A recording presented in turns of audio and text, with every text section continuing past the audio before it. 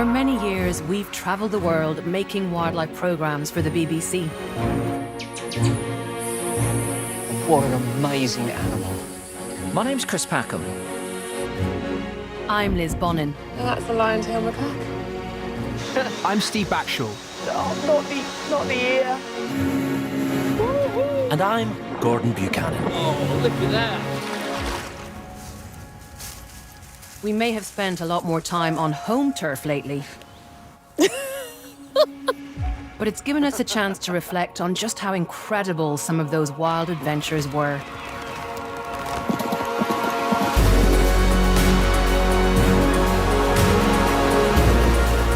And we want to share some of these memories with you.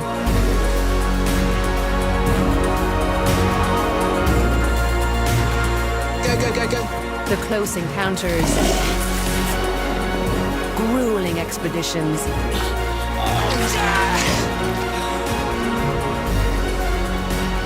Oh, I don't believe it. the amazing discoveries, Thank you. and career-defining moments. I've just asked the wild bear for a kiss. We'll also hear from those behind the cameras about just what it takes to capture the natural world in all its wonder.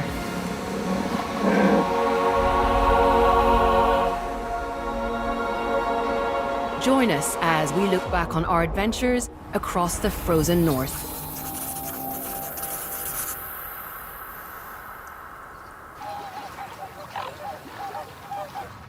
When I'm home in London, the wildlife's not quite as exotic as when I'm on my travels, but a bit of quiet time in the local park keeps me connected to nature. I have a favorite tree over there that I go to all the time.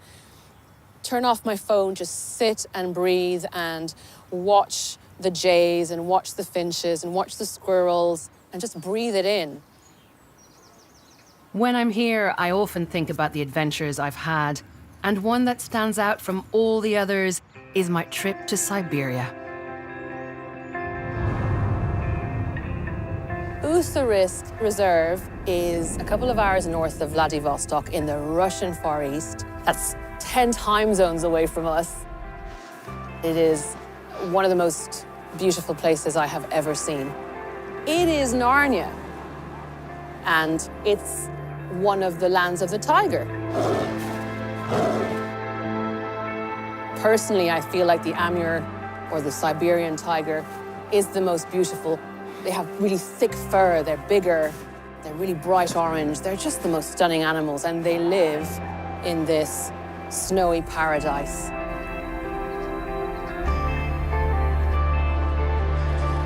Our mission was to help the scientists out in Ussurisk to locate a population of breeding tigers.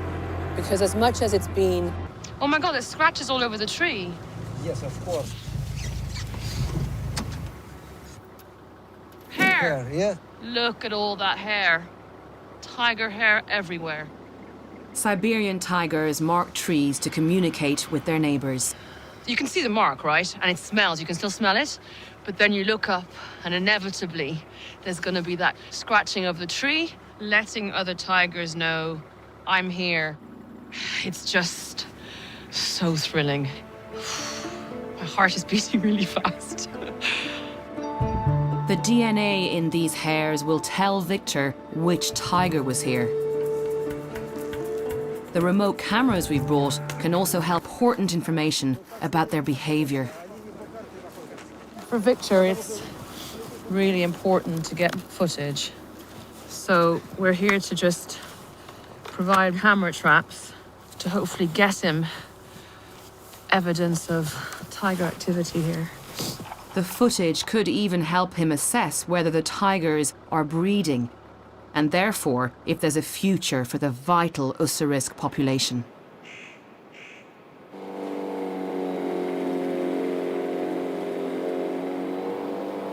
We are stuck. I mean, it's too steep, and you know, we're 15 miles away from the nearest town. We got no sleeping bags or anything, and it's minus 25 degrees.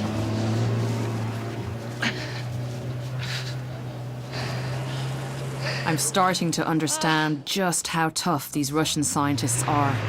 If we can't get this out, we stay here tonight, that's for sure. What do we need to do?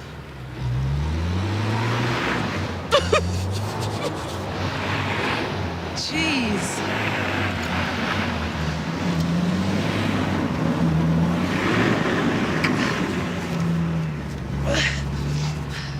I nearly got run over. The car was coming at me in the snow. Never mind getting stuck overnight, getting run over. Oh. When we finally get back to the safety of our cabins, the work isn't over.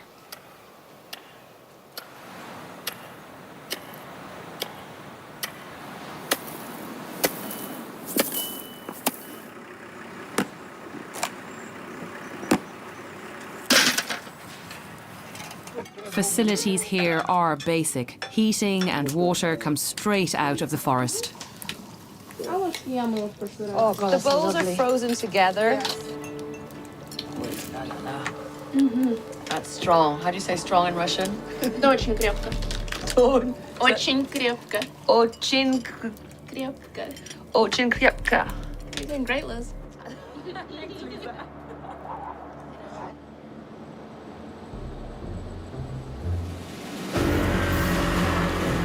Thrilling to see a tiger on a camera trap compared to seeing it with your own eyes. And can I tell you, that couldn't be further from the truth. We're giddy with excitement because they're so rare, because they're so endangered. I mean, only 300 or 400 Amur tigers remain on the entire planet. To get those glorious moments took days and weeks of tracking and endless determination in the toughest of conditions. But Victor never gave up hope. There are so many things to think about to save the tiger. Hunting, different organizations arguing, management. Do you ever want to just... It's too complicated, I give up? No. Liz, many times I have thinking about this, but for me it's not my way. I don't know about China, about India, about everybody. In Russia, I absolutely convinced we can save the tiger. We can save the tiger for ever. You're sure? I absolutely convinced. Victor has such fire in his belly about this place. There's not a moment that goes by that he's not thinking about the tiger, listening for it, looking for its signs. I mean, his passion borders on an obsession, really. And he's become a massive part of my journey here because he's taught me what it means to be brave and determined and resilient against such odds. And yeah, I do think that as long as there are people like Victor out here, then yeah, there is hope. There has to be hope.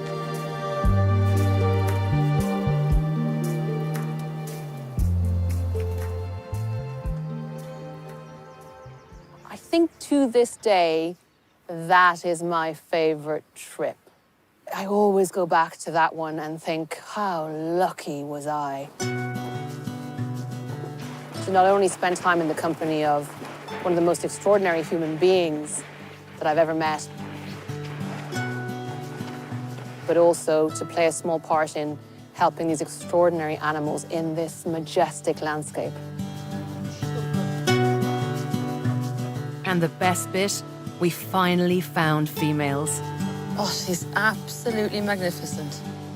To see this young female coming into this area, curious, active, with a character, I mean, she really inspires hope. I hope we will can save for the future. But these magical glimpses of the tigers were not to be my last. I had a truly unforgettable meeting in the flesh still to come.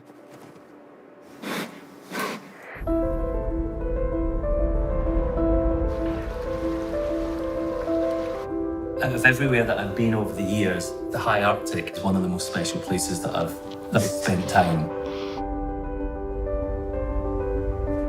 I love those frozen parts of our planet. This open, empty, dramatic landscape, just at the edge of the world, at the edge of possibility.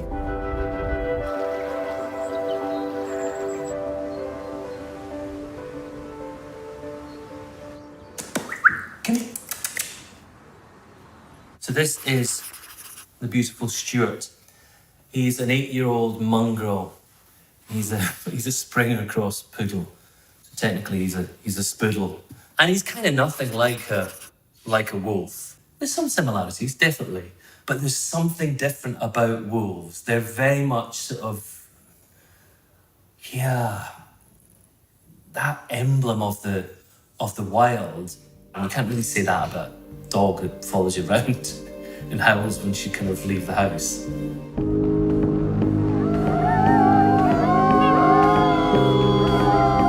I've had a lifelong fascination with wolves.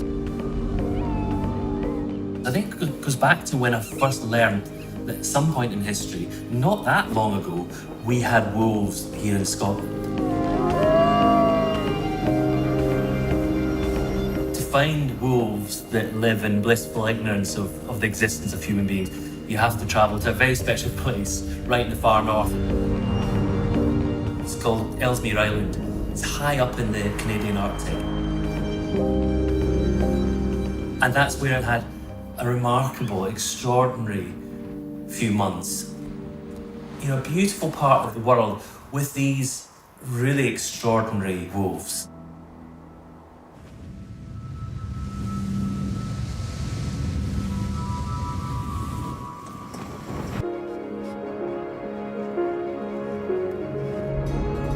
As the pack got to know me, I was gradually able to get closer and closer to the den.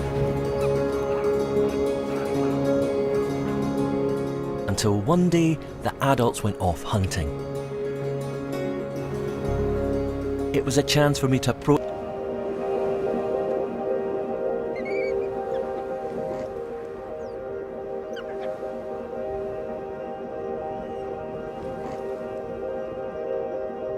Best wolf howl, and my best wolf howl really isn't that good.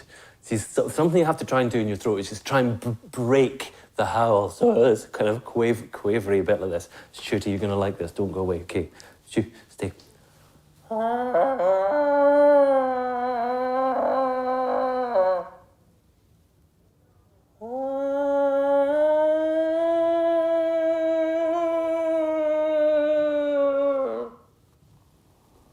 You worried? You feeling sorry for me? It's kind of like, not like that, but kind of like that. It's easier if you just go, ho, ho, ho, ho, ho. But that's not the noise that a wolf makes.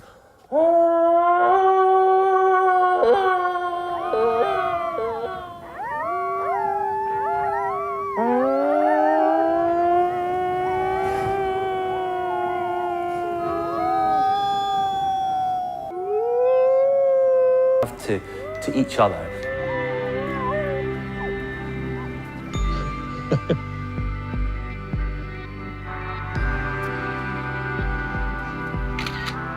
Selfie. You're towering above me. I was there in full view, so they kind of got to know me as I got to know them. It was kind of a two-way relationship. And that was very magical.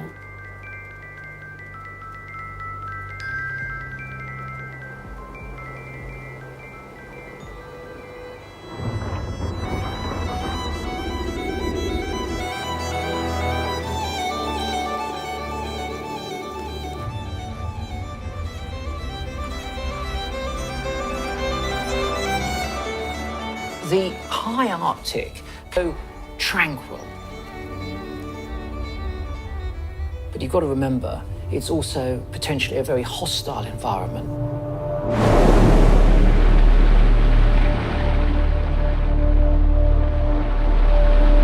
Temperatures way below freezing, the constant threat of hypothermia.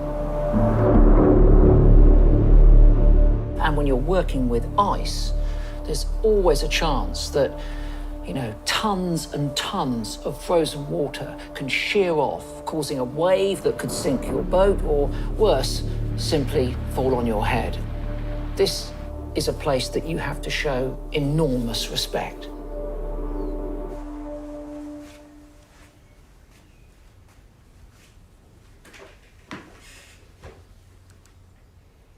Operation Iceberg was all about getting a greater understanding of ice in the context of climate change, global warming.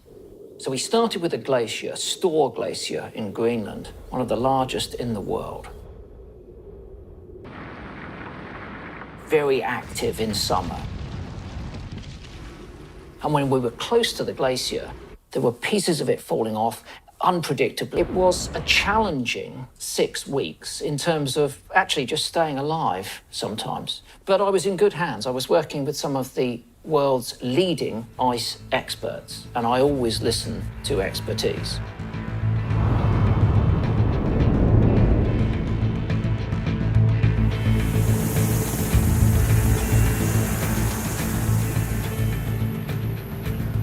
All my life, I've been fascinated by the natural world, understanding how it works. I remember as a kid opening my childhood encyclopedias and looking in there and seeing glaciers. This is Stor Glacier. It's magnificent. If you can suffer landscape culture shock, then I'm in it.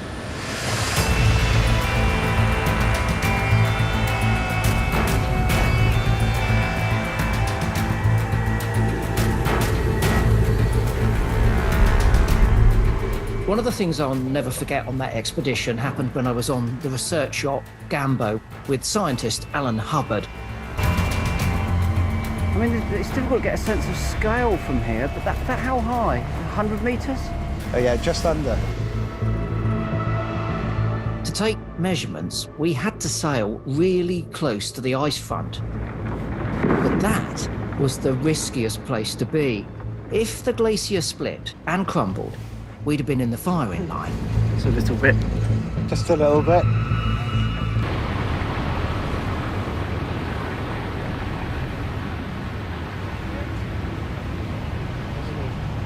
What happened? We have a calving event, and what it triggered off was a large lump from under the water that shot up really high out of the water. That is quite a minor calving event, I hate to say, Chris. You know you're doing something pretty exciting when tons of crumbling ice hurtling towards you is classed as a minor event. But even so, if we'd have been a little further back, we would have been completely wiped out.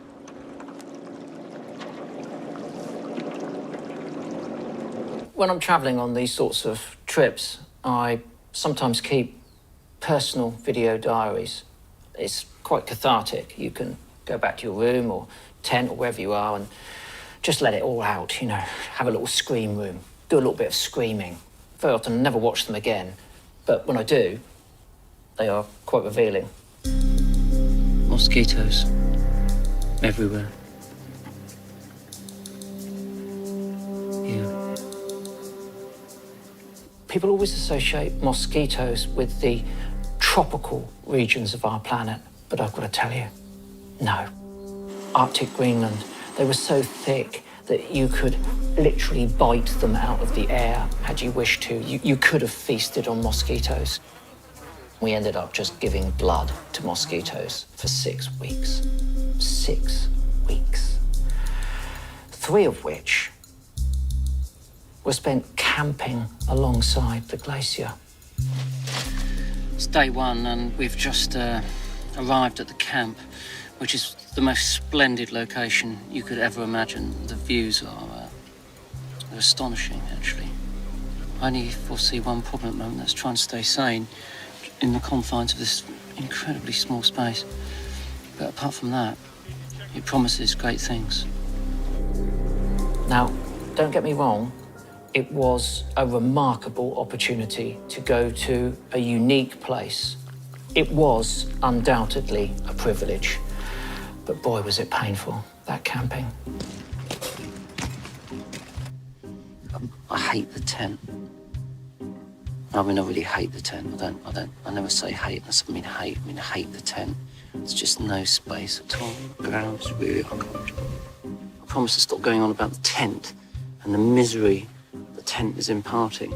I just hope I sleep better tonight. I couldn't, it was 2:45 last night. I was still awake, I couldn't go to sleep. In a very dangerous and inhospitable part of the world, the extreme paradox was that the most inhospitable place was my tent. It's 10:30. I've no idea what day it is. I just managed to summon the energy to actually get up, although I was woken up a long time ago by everyone shouting in the camp. Everything I own smells, I smell. I'm just so fed up with camping. So when eventually the camping part of the expedition finished and we went to a small town in Greenland and I checked into a very modest hotel, it was the definition of bliss. Look at this. Clean, white, fresh, bright, dry, dust-free, comfortable. Oh, I can't tell you. It's the antithesis of camping.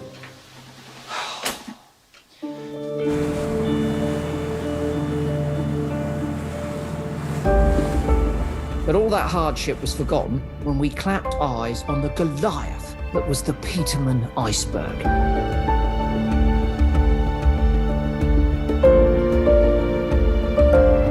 Sadly today, it's completely melted, but at that time, it was the largest single floating object in Arctic seas. It might have been one of the most remote places in the world, but we weren't the only visitors. This is all my Christmases come at once. A polar bear. Now, I really, really, really hope to see one, but I never thought that we would. Look, it's about 20 metres off now. How exciting that, honestly.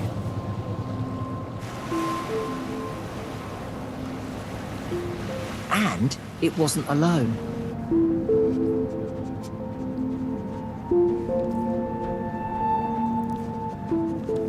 A polar bear on our iceberg.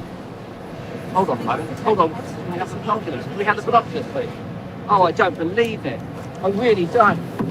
There's actually another bear over here on the ice. You can see it. Through my binoculars, there's a little speck. So in the space of just half an hour, we've seen 3 polar bears. It's bear-tastic. It's Bear City.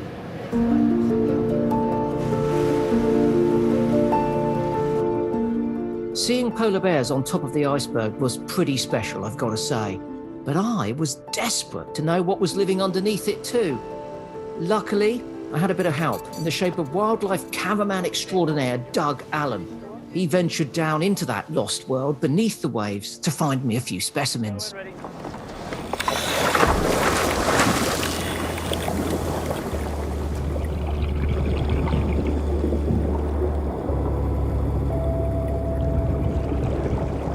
This place is stunning.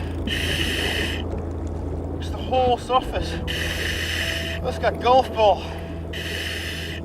Colours are blue and white. It's absolutely beautiful.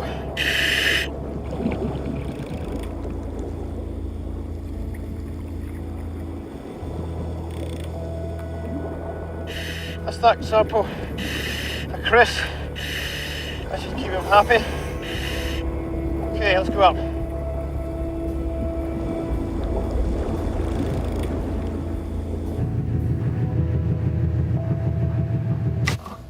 Moment of truth. Whatever's in here, it's unlikely that I've ever seen it before, and meeting a new animal is always very, very exciting. I've filled it to the top. It's a little bit messy. Some of these things are very, very fragile, so I'm going to do my best to pour it in. Oh my goodness! But look at these. Look at them. Absolutely fantastic. Guys, come and look at this. You might be able to see it more clearly here than you were through your masks. Aren't they beautiful? Who needs science fiction when you've got this? Absolutely, I agree. Okay. The common name for these things is sea gooseberries. Look at the cilia going, can you see it? It's covered in tiny, beating cells, rippling there with the light going through them. But frankly, it's nothing compared to this other thing down here. The common name for these is sea angels. This is very closely related to the slug and the snail that you'll find in your back garden. They're very bonny animals. They're very handsome. I've got to tell you, this is the highlight of my entire trip so far. I've seen two animals, the likes of which I've never seen before. They are extraordinary, they're beautiful, and obviously very important in the ecosystem around the ice.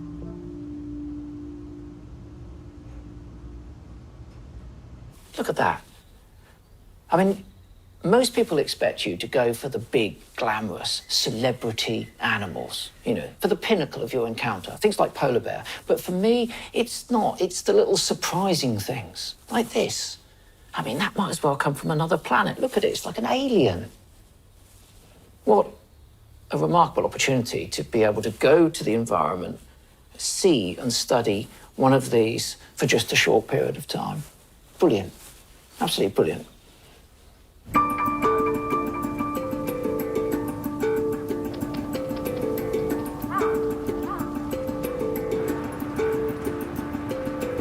I'd already seen evidence of a breeding population of Siberian tigers in the Russian Far East. But there was an even more breathtaking encounter ahead. Whenever you film wildlife, you have to be prepared to throw the script out the window and just go with what develops on location. But nobody could ever have imagined what played out when we were in Usurisk. We got news that a tiger cub, only 4 months old, had been found. And it sent us off into a complete spin, because we did have an idea of what our story was going to be. We had plans, we had members of the team deployed to different parts of the area we were filming in, and suddenly we had to just regroup, rethink, and head out there and incorporate that into our story.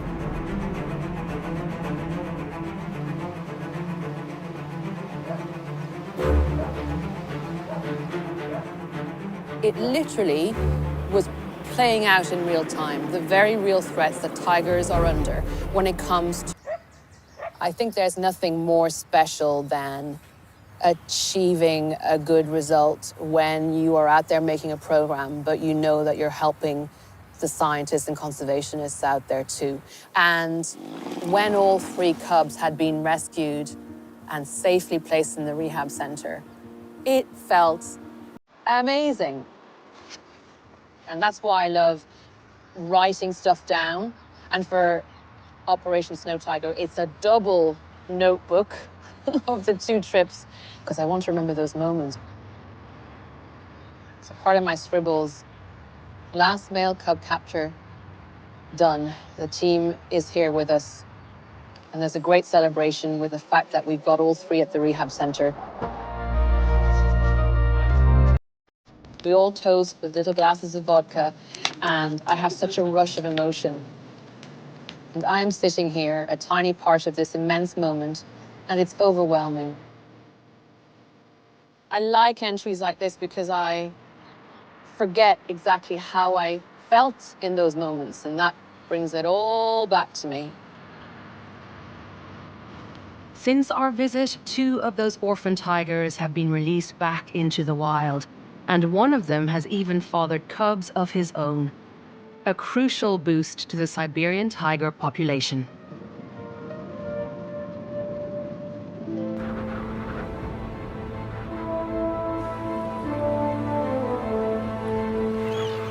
The fjords of northern Norway in the depths of an Arctic winter are one of the most brutal, unremitting, and spectacular places that you could ever be.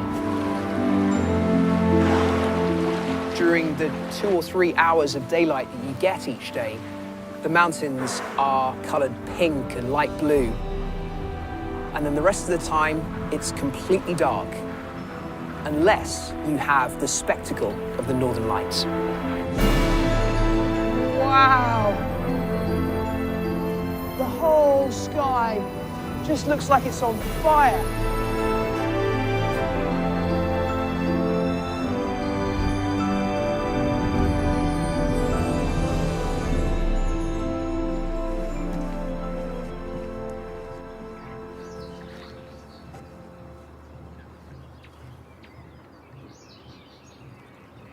I've been working in the field of expeditions and natural history for a long time now. I did my first solo expedition in 1990, but in all that time, there is one major wildlife encounter that's eluded me, and that's to get underwater with orca, or killer whale. It is, to my mind, the ultimate deadly predator. In the early winter, they can be found feeding in the fjords of Norway. So this mission was very much my baby, and it took 12 years before my producers agreed and said, yes, okay, let's go for it. And then there's just this incredible responsibility of, what happens if we don't see anything?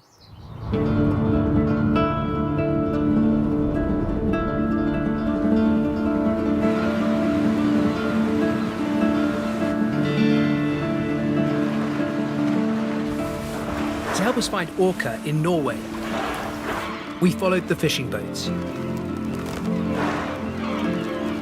Herring fishing is big business in these fjords. At night, vast shoals of herring come up from the deep and hang out close to the surface. That's when the fishing boats drop their nets.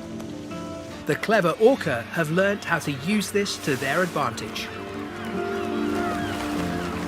So we knew that if we could find fishing boats with their nets still out, we might just find the orca. Okay, we've got 3 fishing boats ahead of us and lots of gulls. And everything seems to be perfect. So we're trying to kit up as quickly as we can in the hope that we get a chance to get in the water.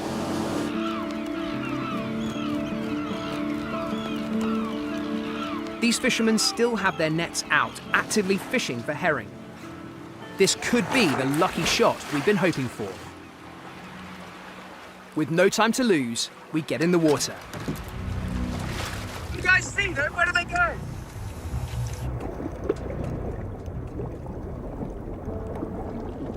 Then, out of the blue, appears that familiar black and white shape.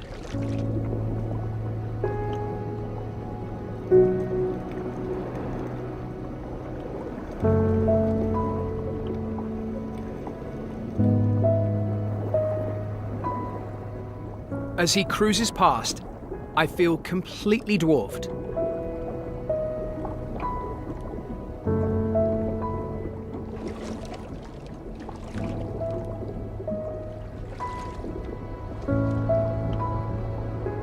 It's hard to connect this serene, tranquil sight with a predator that can overpower a seal or a whale.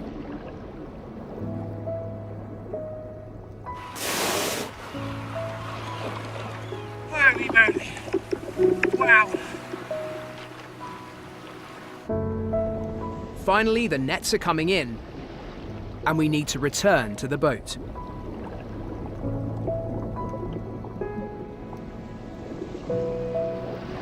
What a sight! Ah, there is nothing that compares to seeing a big, mature male orca like that just cruise past you. That was a dazzling experience. Utterly, utterly beautiful. And now I am going to have a nice cup of hot chocolate. It sounds obvious, but the #1 challenge is always going to be the cold. The water is pretty much 0 degrees, and you can't stay in for very long. We wear, when we're freediving, a 7.5 mil wetsuit, which, you know, never keeps you warm. It stops you from going hypothermic, But then the second you get out of the water, your feet go into a bucket of hot water and you're necking as much hot chocolate as you can get down your throat. It really is brutal. What have you got there? Nothing. Where's mine? Oh, what scenery. It's a little cup of joy. Freezing. Quite a nice cold, though. It's kind of like a cozy cold. Like, one that makes you know you're alive. What do you think? Weirdo. By the end of any one day, you feel like you have been frozen to an ice block, rewarmed, frozen again, your face is chapped, all your skin's falling off, you're chafing from all the salt water in your wetsuit, and it feels like utter misery until the encounter happens, and then you forget all of that, and it's just pure wonder.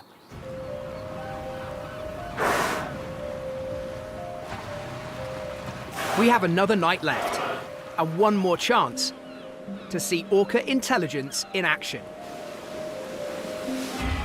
We find a fishing boat with its net out, so it's time to get ready. This is one of those moments where you've got to be completely focused. You've got to be so concentrated on what you're about to do.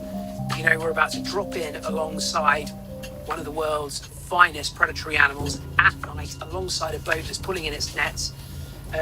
There's potentially a lot of things that are dangerous about this, but if we go in calm and confident, then it should be fine. And our timing is perfect. We'll be in the water waiting when they pull in their nets. We just have to hope the orca turn up too.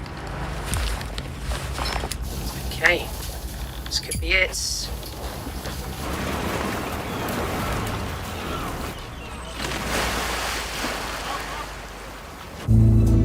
Beneath the water, the herring net is bursting at the seams. This is an absolutely dazzling sight. Millions of herring, all pressed against the net, and the shimmering scales coming off like snowflakes. The net is so full, some of the herring are spilling out. And this is exactly what the orca are after. But there's no sign of them yet.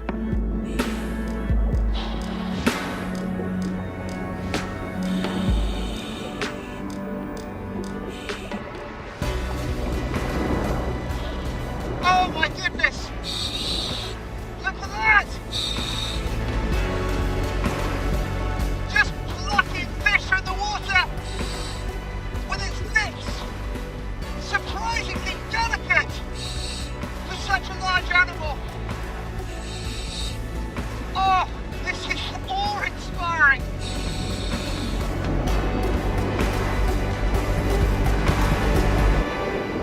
They're using their acute eyesight to pinpoint their prey, taking fish one by one. And they're joined by giants.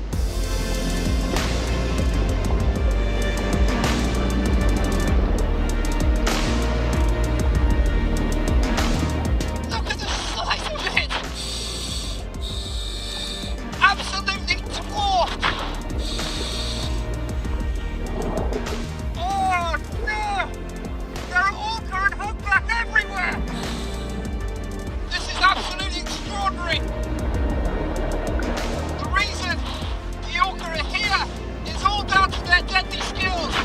So they merge with their big brains. But their best chance of a free feed is the fish spilling out from these nets.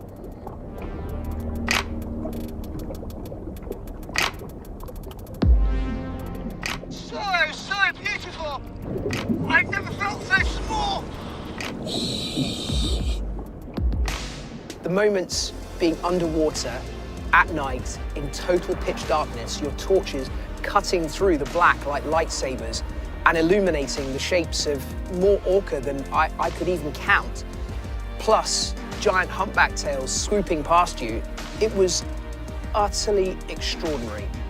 And just a few minutes of kind of footage and experience that I almost wouldn't believe was possible. It was the greatest wildlife encounter of my life.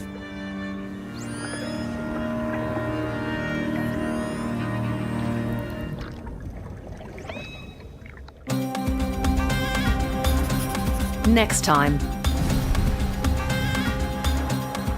That is an incredible scene.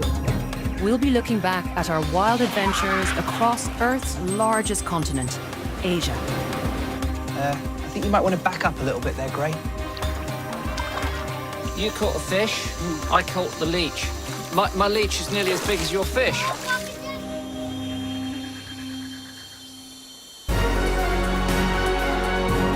You can see that look back in 2 weeks' time, with everything from whale song to a windy mountainside, deep sleepscapes. Listen and slumber with BBC Sounds. Perfect breaks and shots from the gods of snooker. BBC Two continues the story of our love affair with the game and players next.